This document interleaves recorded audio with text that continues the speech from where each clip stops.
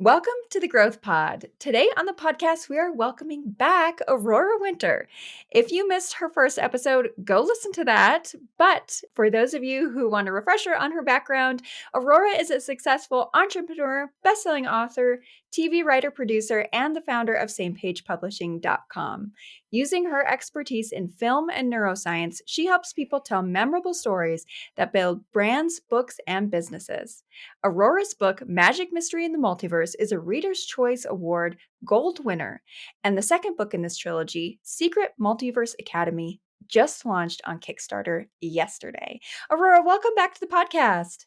Angela, it's so great to be on the podcast with you, and I'm looking forward to helping people discover if Kickstarter might be right for them. Yes, we were chatting after your last episode, and you mentioned that there are so many different things that go into launching a successful campaign on Kickstarter.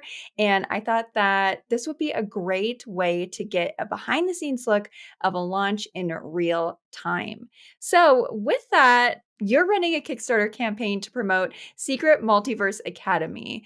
How did the setup for that go, and what are some things that you learned along the way? I definitely want to share the things that everybody can do with Kickstarter. But before getting into setup, I want people to know that Kickstarter is not just for books and it's not just for crazy people who have some crazy idea. It's become a way to launch a product or more likely a product can be something new, but it can also be a way to get more revenue from something old. So for example, Brandon Sanderson launched a 10-year-old book on Kickstarter and made $7 million. So that's additional revenue stream. Brandon Sanderson also launched 4 new fantasy books on Kickstarter and made $42 million. And the cool thing is it's not just for books. There's messenger bags made 5 million, a luxury Italian watch, 5 million, even a bra, a special kind of bra, $1 million. So this could be something to look into. But anyway, you asked about the setup for Kickstarter. One of the takeaways that I learned that I can share with you is be sure that you have a URL that you can use in your advertising before your Kickstarter goes live, when it's live, and after the Kickstarter is over. So I got the URL Magic Mystery and the Multiverse.com.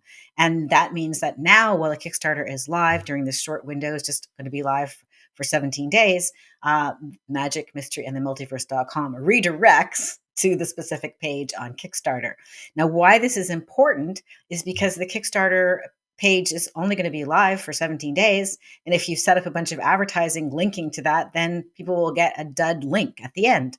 So Magic Mystery and the Multiverse.com will either go to the live Kickstarter page, or after Kickstarter is over, it will go somewhere else useful. So this is one of the things that I learned about setting up a Kickstarter, and anybody can do this and redirect it.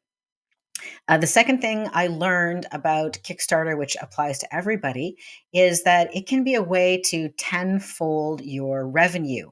And I think McDonald's is the great teacher of this. You know, when you go to McDonald's, whatever you order, they say, would you like fries with that? Or would you like to supersize it, right? So the interesting thing about Kickstarter is the average transaction for books is $42. Well, there's not too many books that you would actually spend $42 on, but it's because on Kickstarter, super fans are attracted and people may want to buy something extra. That would you like fries with it? So it's really an opportunity for you to consider what kind of additional things might your fans like. So for example, with my fantasy book, the second book in this trilogy is called The Secret Multiverse Academy. I'm offering that one person can name a character. So there's only one character, one male character and one female character this could be done with. And it's not something you could offer on Amazon. It's not something I want to offer after the book is published. But in this window of opportunity, I thought, that's kind of fun. Maybe somebody would like that as a legacy, that every book that's published in the Secret Multiverse Academy will name them or their child or grandchild. So what kind of extra upsells could you add with whatever your book or your product or service is? I've also got like a legacy package where people can get a set of books for their family and have those books signed. But other authors, for example, have offered, come to my house and spend the weekend with me and my wife and have dinner. So you can just brainstorm what could be some interesting things. I know there's a nonfiction book that generated $500,000. It was simply a workbook to decide on your goals. But the author of that offered you could be on his podcast for $10,000. Maybe that's something you could do, Angela. I'd love 10,000. So that would you like fries with this? Is consider, do you want to offer an event or a workshop? Some other things could be offered on Kickstarter. The third thing to know about Kickstarter is to lean into those stretch goals. So with Kickstarter, people will say, yes, I'm interested in that, and I'd like to back that book for $20 or $40 or whatever the tier may be. But unless the whole project is funded, it's either funded or it's not. So people can pledge, and if the person is not successful, then no money is charged. But if it is successful, then you go ahead. So what this means is you don't have to worry about being committed to do a fancy hardcover book or do, I don't know, make a luxury Italian watch with only one person backing you. You can set whatever minimum would be needed to cover the cost of that. But the other thing that's really fun, and I hope people follow my Kickstarter and they can see an example of this, they can just go to magicmysteryinthemultiverse.com and just click the button to follow. It's free. You don't have to do anything. You do need to set up a Kickstarter account, but that's fun to do and worthwhile and quick and free. And then you'll see that once the campaign is funded, there are stretch goals. So if we meet X, then there's bookmarks. If we meet Y, then they will have color inside the book. My son made some fantastic art images of the characters and the special devices. And so I thought, hey, this would be so fun to put in the book. And if we achieve certain stretch goals, we can put them in for color, or we can have bookmarks, or at another stretch goal level is to have a group Zoom call so people can talk to me and find out more about the process and get feedback on if they're working on a book or whatever. So consider what the stretch goals are. And that's something to have a lot of fun with. And that's something that you can't offer in other places. So that's really interesting. And the other thing that I want to share is a lot of people don't do a Kickstarter because they think, oh, it's too much work. I have to organize all of these things. And that is true.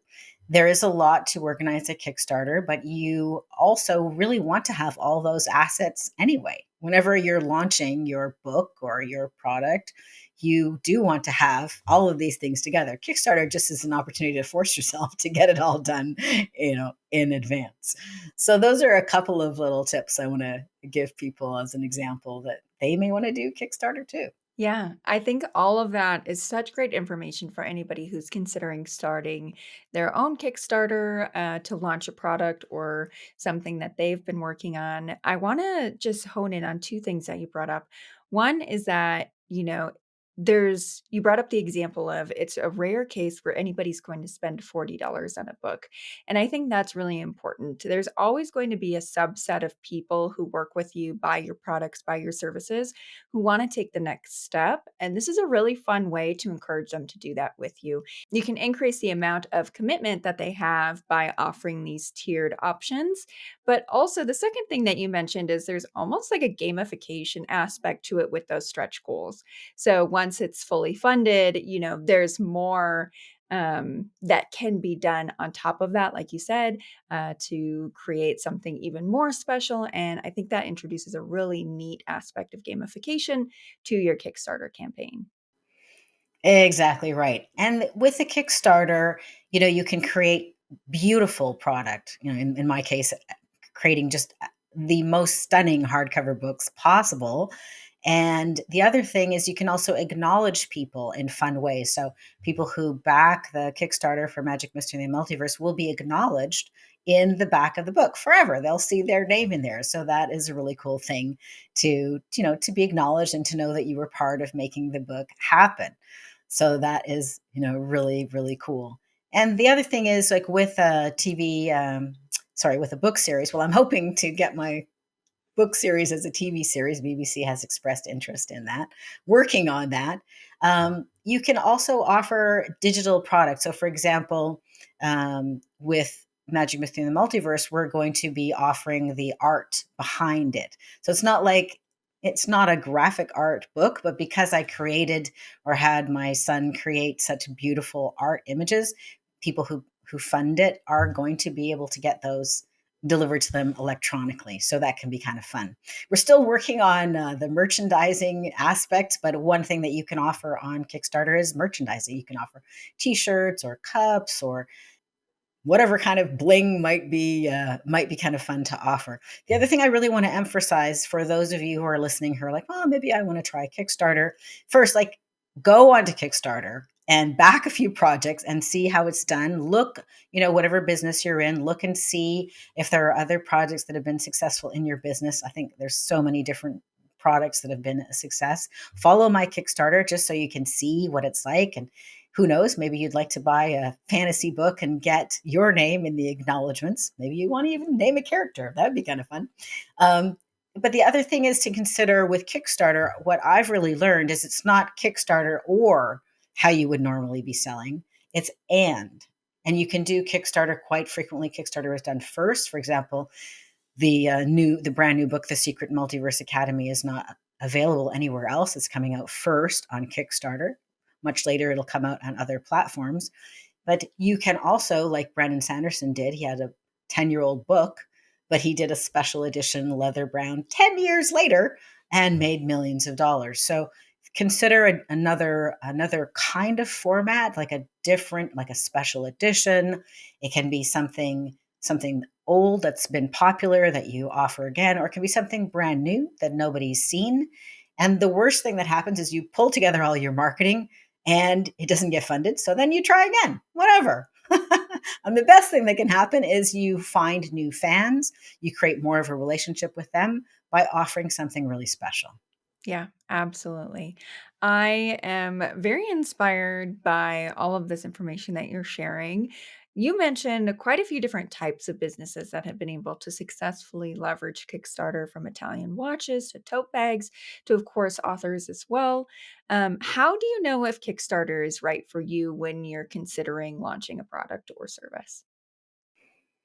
What's the old question of, is your product or service already successful? So I think you want to make sure that you've got, like we call in Silicon Valley, minimum viable product or minimum proof of concept. So for example, with Magic Mystery in the Multiverse, I know that it's already been very well received because the first book in the series won the American Fiction Award, Best Preteen Book. It won a UK Wishing Shelf Award. It was a gold finalist in the teen category. It won the Reader's Choice Award for the Best Teen Book, and it's also won a half a dozen other awards. So I already have proof of concept. So make sure that you've got proof of concept, get some awards, get some momentum, make sure that people like whatever it is that you're offering before you do Kickstarter. Kickstarter is quite a bit of work. And so I think you should test it first, do a 90-day test and sell it to a few people, make sure that it's hitting the mark. But then you can use those reviews and those positive comments as part of what you're up to. The other thing is you want something unique. So usually it would be some particular intellectual property that you have. It could be a copywritten thing like a book or a board game or a movie or anything that's intellectual property. So you've got your own watch, your own messenger bag, your own bra, something unique. That can be very well received on Kickstarter. And then a really good thing to do on Kickstarter, it's free to set up your Kickstarter page, and you can let people follow you, find you and follow you before the Kickstarter actually launches. So those would be a couple of tips. You want to be passionate about the project. I don't think this is a way just to monetize something that you're not excited about. Like, you want to really be passionate and excited about it and think this is the best thing since sliced bread. And that's how I feel about Magic Mystery in the Multiverse. I think it's a fantastic fantasy series for young adults. I know, people, I've been waiting for the next book, next Harry Potter book. And unfortunately, there don't seem to be any more Harry Potter books. So I had to write one myself. So Magic Mystery in the Multiverse is kind of like Harry Potter meets Doctor Who.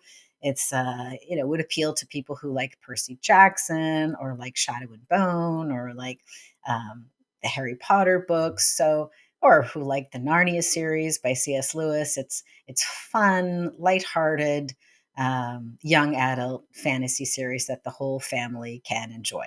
It's not too spicy, so it's not a spicy romantic thing. It's a young adult book, not an adult book. So I think there's a lot of hunger for that kind of book. The first book in the series has frequently been number one in its category on Amazon, and I'm really excited to offer people these special hardbound books and give them a chance to get their name in the acknowledgments in the back of the book. Yes, this is great. I think it's amazing how you're tapping into what you've described as this MVP. You already have, well, I mean, you have so much proof already. I don't even want to call it an MVP with this book. But the key thing is making sure that there is already some traction behind something that you're looking to launch on Kickstarter and making sure that it's something that you're passionate about, because that passion is going to come through. Like, we can hear you talk and you're so passionate about the series that you've written, and that's going to come through in the Kickstarter campaign as well. So real quick, I'd like to know, what are the three biggest pitfalls that you should avoid when launching on Kickstarter?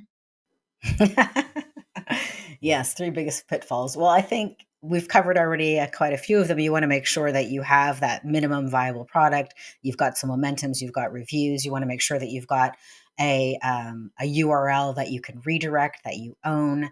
But another pitfall would be to have the mindset like it's too much work.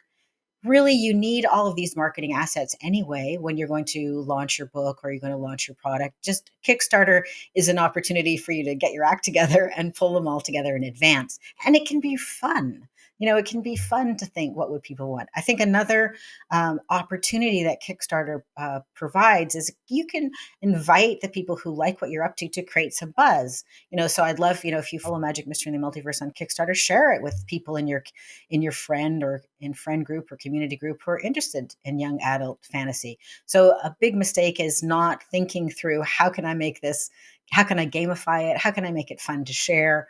And so make it fun to share by gamifying it, like we were talking about the stretch goals, right? As you get more momentum, everybody benefits. So, for example, with my book, when we hit certain stretch goals, then everybody will get color illustrations inside their book. So that means, like, oh, I'm already backing this book. I might as well tell a couple of friends, right? So that would be a really great thing to think, and enjoy the process. And I think, one of the things I've struggled with, this is my first Kickstarter. And so I was like, a little bit nervous about it. I'm like, oh, Aurora, just get over yourself. The worst that happens is you pull together all this marketing material and you know, don't make as big of a splash as you wanted to. But in my case, I'm already committed. I've already written The Secret Multiverse Academy. I've already had it edited professionally. I've already paid for the book cover designer. So I don't need Kickstarter to generate a lot of revenue. I'm committed to the book, and I've also written the third book already, and that's going to come out a little bit later this year. So, but consider for yourself and your own project. Do you need X amount of money to make it break even? And then you can set your minimum accordingly. With the case, in my case, I'm already committed to this book, so I just set the minimum as $500, just a very low a low goal. But if you are making, I don't know, a messenger bag and it costs you $20,000 to tool up for that, then you can set 20,000 so you can reduce your risk. So basically you can set up, it's a win-win. People can support you, and if you don't get the minimum that you need to break even, you don't have to go forward and they don't get charged. Yeah, it's a great way to test the viability of a new product, like you said, before you go through all of the tooling, or if you need to meet certain minimums for production, things like that. I think that Kickstarter can be a really powerful tool, and of course, for authors as well. But right One of the now, key oh, things, sorry, go just ahead. real quick, just to finish that thought, one of the key things is it's such an opportunity to add more value and create special things and, really reward and nurture your fans. I love that. So, Aurora, right now you are in the middle of your Kickstarter. If somebody is interested in backing you or following along, where is the best place for them to do that? Oh, thanks for asking, Angela. They can simply go to magicmysteryandthemultiverse.com, and that will take you to the Kickstarter when it's live. It'll take you to more information about the books when the Kickstarter is not live, but it's live right now. So go to magicmysteryandthemultiverse.com right now. If you already have a Kickstarter account, then you'll just be able to follow. You'll be able to see all of the different fun things that we're offering. I'd love you to follow and to support, of course. I think you're going to just love, love, love these books. If you haven't read book one, then you can take advantage of getting both book one and book two together. And you just go to magicmysteryandthemultiverse.com. Amazing. And all of that will be linked in the show notes. So if you're listening, it is right there for you. It's one click, and you can see everything that Aurora's up to on her Kickstarter. Aurora, thank you so much for coming back and joining us on the podcast today. Thanks, Angela. I really appreciate it. I wish you the best of luck with your Kickstarter campaign, and I'm so excited to hear how it turned out. Okay, we'll have to have part three to talk about that. Thanks, Angela. Yeah. If you enjoyed listening to this episode of the Growth Pod, please leave us a review. Thank you so much for listening, and I look forward to seeing you in the next one. Hey, Angela here. My new book just came out and I want you to have it for free. The book is called Your Marketing Ecosystem: How Brands Can Market Less and Sell More. In the book, I break down the exact system I use to help my clients significantly reduce acquisition costs, improve their ad efficiency, find new high growth marketing channels, and most importantly, create profitable marketing strategies. So, if you're a small business owner looking to cut through the noise and invest in high impact marketing channels, or a medium to large organization who wants to understand why your marketing is underperforming and how you can create a profitable marketing strategy, this book is for you. The strategies in this book have changed the profitability of my clients' marketing strategies, and I know they can do the same for you. To start implementing them in your business today for free, visit yourbrandEvolved.com/free book. When you get the book, you're not only getting the exact roadmap that I use to create profitable ecosystems, but you're also getting access to the resource portal that I've put together as an exclusive gift for readers of the book. The portal has swipe files, tool and tech recommendations, and other resources designed to help you create a profitable marketing strategy. There's absolutely no cost for those resources. You get access to them when you get the book. So what are you waiting for? Visit yourbrandEvolved.com/free book and get your copy today for free.